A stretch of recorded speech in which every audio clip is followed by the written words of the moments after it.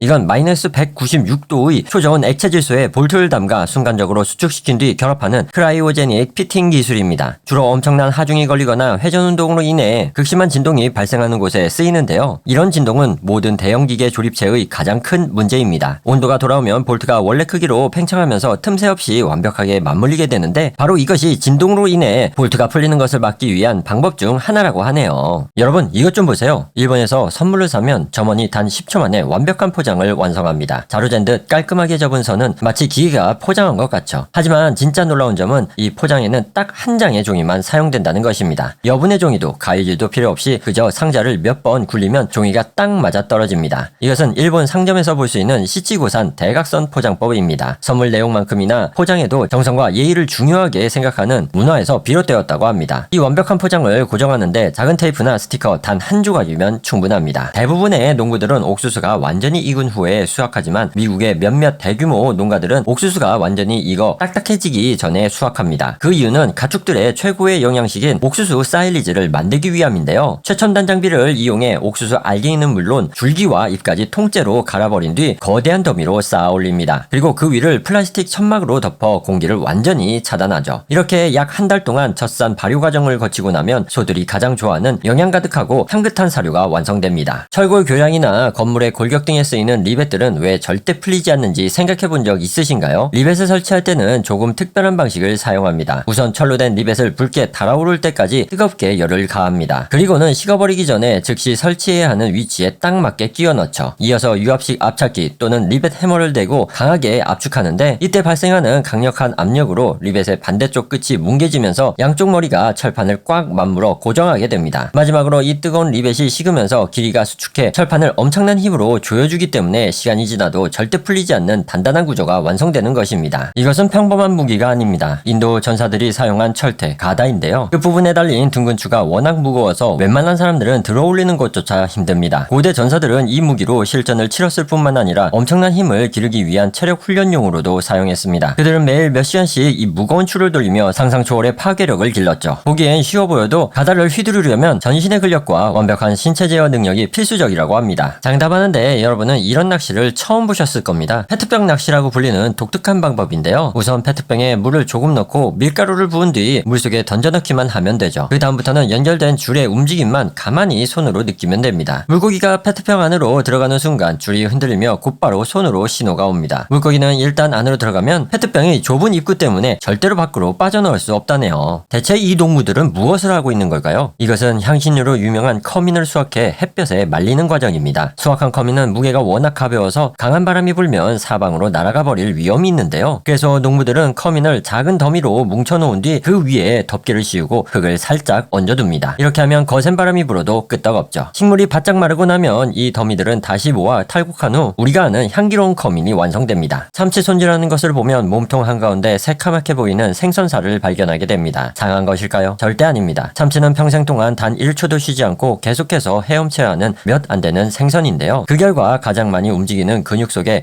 미오글로빈이라는 단백질이 엄청난 양으로 쌓이게 되죠. 이 단백질은 지치지 않고 오랫동안 움직일 수 있도록 산소를 저장하는 역할을 하는데 바로 이 성분 때문에 생선살이 검은색처럼 보이는 것입니다. 즉 이 검은 부위는 상했거나 병든 게 아니라 참치가 바다에서 지치지 않고 헤엄쳤다는 증거입니다. 평범한 물을 수천 기압의 압력으로 뿜어내면 단단한 철판까지 순식간에 잘라버립니다. 이것은 초고압 워터젯 절단 기술인데요. 물을 엄청난 힘으로 압축해 바늘구멍만한 노즐로 분사하는데 그 속도가 무려 총알보다 빠릅니다. 여기에 절단력을 높이기 위해 연마제 가루를 섞으면 훨씬 더 강력해지죠. 이 무시무시한 물줄기는 강철, 대리석, 티타늄은 물론 두꺼운 방탄유리까지 버터처럼 썰어버립니다. 가장 큰 장점은 열이 전혀 발생하지 않아 금속이 타거나 변형되지 않는다는 점인데요. 덕분에 항공기 부품이나 자동차 공장 등 정밀 산업 현장에서 필수적으로 쓰입니다. 하지만 강력한 만큼 극도로 위험한데요. 만약 이 초과 물줄기에 사람의 몸이 닿는다면 뼈와 살이 그대로 관통되는 끔찍한 사고로 이어질 수 있습니다. 도로변에 부셔진 콘크리트 경계석을 재시공하는 장면인데요. 먼저 주변을 깨끗이 청소한 뒤 콘크리트 절단기로 깔끔하게 각을 잡아 잘라냅니다. 그 다음 기존 콘크리트 바닥에 앵커 구멍을 뚫고 철근을 깊숙이 박아 넣는데요. 이렇게 해야 무거운 하중이 실려도 부서지지 않고 버틸 수 있습니다. 이어서 곡선 모양의 철근을 구부려 단단한 뼈대를 완성하죠. 여기에 새 콘크리트를 붓고 평평하게 펴바르기 시작하는데요. 마지막 미장용 흑손으로 매끄럽게 표면을 다듬어주면 기존 경계석과 구분이 안 될 정도로 완벽하게 보수가 되었습니다. 튀르키예가 세계에서 가장 높은 댐 중 하나를 건설하면서 계곡 전체가 다 물속으로 사라졌습니다. 2013년 산악지대에서 시작된 이 프로젝트의 목표는 높이 275m의 유스펠라댐 건설이었는데요. 험난한 지형 때문에 특수 크레인이 동원되었으며 10년 동안 투입된 콘크리트 양만 400만 세제곱미터에 달한다고 합니다. 2022년 저수를 시작하자 단 1년 만에 유스펠라 구도심과 주변 마을들이 통째로 잠겼죠. 이 과정에서 7,000명이 넘는 주민들이 고지대에 새로 지어진 신도시로 이주해야 했습니다. 현재 이 댐은 21억 3천만 세제곱미터의 물을 가두며 현재 약 19억 킬로와트의 전력을 생산하고 있다고 합니다. 지역의 지도 자체를 바꾼 대규모 토목공사, 정말 놀랍네요. 나무 토막처럼 보이는 이것은 불에 구운 사탕수수입니다. 단단한 사탕수수를 불에 구워 먹는 이유는 첫째, 열을 가하면 섬유질이 연화되어 단단했던 속살이 부드러워집니다. 둘째, 수분이 증발하고 당 성분이 활성화되면서 일반 사탕수수보다 훨씬 단맛이 강해집니다. 셋째, 따뜻해진 사탕수수즙은 겨울철 목 통증과 지침을 진정시키는 민간요법으로 쓰여왔기 때문이라고 합니다. 이것은 세계에서 가장 독특한 도형입니다. 자세히 보면 구형도 아니고 원기둥도 아닌데요. 바로 두 개의 원을 교차시켜 만든 올로이드입니다. 올로이드의 매력은 구를 때 독특한 리듬으로 회전한다는 것인데요. 수학적으로 보면 구르는 동안 표면의 모든 면이 바닥에 전부 닿는 신기한 성질을 가지고 있습니다. 이 때문에 실제 산업 현장에서는 이 형태를 믹서기에 활용하기도 하는데요. 물을 강제로 찢어발기는 기존 날개와 달리 물의 흐름을 부드럽게 유도하며 완벽하게 섞어준다고 합니다. 신기한 도형이네요. 태국의 일부 농가에서는 해충과 우렁이 피해를 막기 위해 화학살충제 대신 수천 마리의 오리떼를 논에 푸는 친환경 농법을 활용합니다. 주로 추수가 끝난 직후나 모내기 전후 시기에 배고픈 오리 군대를 논에 투입하는데요. 오리들은 벼에 해를 끼치는 황금 우렁이, 잡초, 해충 등을 잡아먹어 논을 깨끗하게 청소합니다. 또한 오리들이 논을 돌아다니며 흙을 뒤흔들어 잡초의 발화를 막고 이들의 배설물은 논의 양질의 천연비료가 되죠. 이 농법은 농부에게 화학살충제 비용을 절감해주고 오리 사육업자에게는 사료비를 줄여주어 환경도 생각하는 일석이조의 효과를 내고 있습니다. 왜 작업용 토치 앞에서는 금속이 잘려나갈까요? 가스레인지 불로는 냄비가 잘리지 않는데 말이죠. 비결은 고순도 산소에 있습니다. 이걸 가스절단이라고 하는데요. 먼저 가스불꽃으로 철판을 벌겋게 달고 철이 타기 시작한 온도인 발화점까지 올립니다. 그 다음 순도 99% 이상의 고압산소를 강력하게 뿜어주면 철이 산소와 격렬하게 반응해 순식간에 타버리는 산화현상이 일어납니다. 이때 녹아버린 샘물이 밀려나가면서 철판이 잘리는 거죠. 공기 중에 산소는 농도가 21%로 낮아서 집에서 요리할 때는 냄비가 잘릴 걱정이 없습니다. 마치 칼로 두부를 자르듯 배수로를 완벽하게 정리하는 이 중장비는 도랑파기 전용으로 맞춤 제작된 V자형 특수 버킷입니다. 버킷 모양이 배수로 단면과 똑같아서 굴착기가 후진하기만 해도 도랑이 순식간에 정비되는데요. 대용량 버킷이라 흙을 자주 비울 필요가 없어 작업 효율이 극대화됩니다. 이때 앞에 덤프트럭과 호흡을 맞춰 작업하는데 굴착기는 몸을 틀지 않고 오직 뒤로만 움직입니다. 이는 장비가 불필요하게 회전할 때 생기는 하중 때문에 도로 갓길이나 경사면이 무너지는 걸 막기 위해서죠. 파낸 흙을 바로 트럭에 실어 나르는 이유도 다음 비에 흙이 다시 흘러내려 배수로를 막아버리는 것을 방지하기 위함입니다. 인력보다 무려 10배 이상 빠르다네요.